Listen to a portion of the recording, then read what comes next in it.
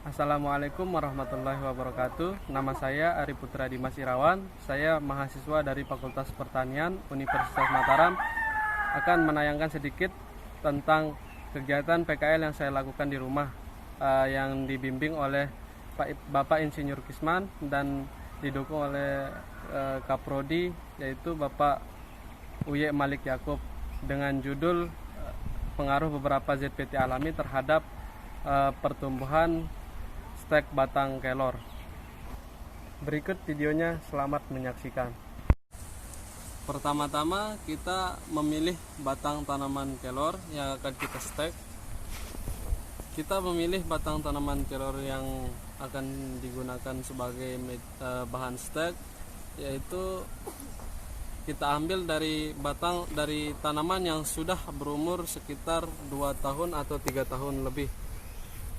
Hal ini kita lakukan karena apabila kita memilih batang tanaman kelor yang masih muda, kemungkinan untuk keberhasilan melakukan stek tanaman ini akan cukup sulit karena batang tanaman belum siap untuk melakukan pertumbuhan ataupun perkembangan, dikarenakan kondisi fisiologis yang masih muda.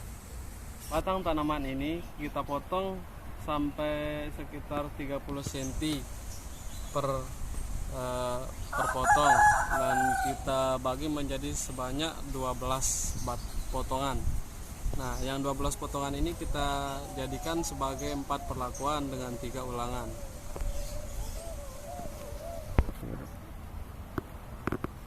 Selanjutnya kita mengisi tanah di polybag sebagai tempat untuk menaruh atau menanam batang kelor yang akan di stek.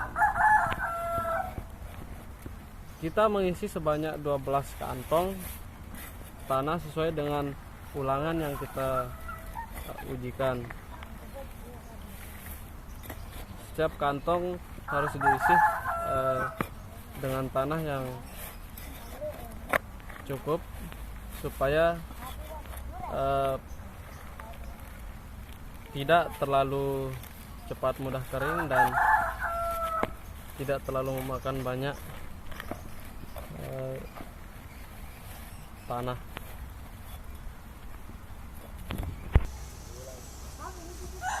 Selanjutnya, setelah kita menyiapkan tanah di polybag, kita mengambil batang tanaman yang sudah dipotong-potong dan meruncingkan bagian ujungnya dengan pisau. Tujuan peruncingan ini yaitu untuk merangsang pertumbuhan akar supaya cepat tumbuh setelah dilakukan penanaman. Setelah runcing seperti ini, batang tanaman kita masukkan ke dalam tanah yang sudah disiapkan di polybag,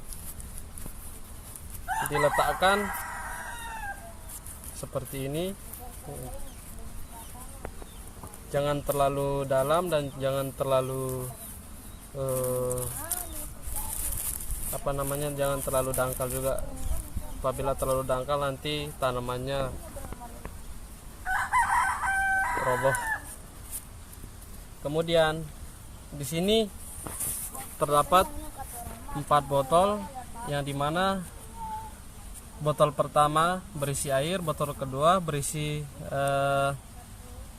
air ekstrak bawang merah, botol ketiga berisi air ekstrak toge, dan botol keempat berisi air kelapa.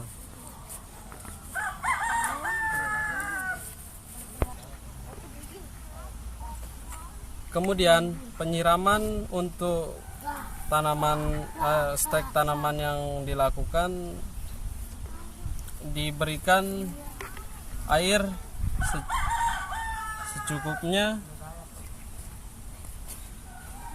untuk mengetahui pengaruh dari masing-masing perlakuan yang kita berikan. Penyiraman dengan masing-masing ZPT yang kita gunakan itu dilakukan sebanyak 2 kali dalam sehari. Nah, dan tanaman ini setelah kita siram, kita tempatkan pada tempat yang cukup terkena cahaya dan jangan terlalu panas, sekitar 5 jam atau 6 jam terkena sinar matahari. Tujuannya yaitu untuk mempercepat rangsangan pertumbuhan akar maupun bagian daun tanaman. Setiap perlakuan dilakukan sama seperti yang tadi, hanya saja setiap perlakuan diberikan ulangan sebanyak 3. Hal ini dilakukan supaya kita mendapatkan hasil yang lebih akurat dari proses yang kita lakukan. Berdasarkan hasil penelitian yang sudah dilakukan selama 1 bulan, diketahui bahwa penyiraman dengan ekstrak toge dan air kelapa dapat meningkatkan atau mempercepat pertumbuhan pucuk dan akar pada stek tanaman kelor. Sedangkan penyiraman dengan ekstrak bawang merah dan air biasa tidak mampu menumbuhkan pucuk dan akar pada stek tanaman kelor selama dalam kurun waktu 1 bulan percobaan. Terima kasih telah menyaksikan video singkat tentang kegiatan PKL yang saya lakukan di rumah. Mohon maaf apabila ada kekurangan. Semoga videonya bermanfaat. Wassalamualaikum warahmatullahi wabarakatuh.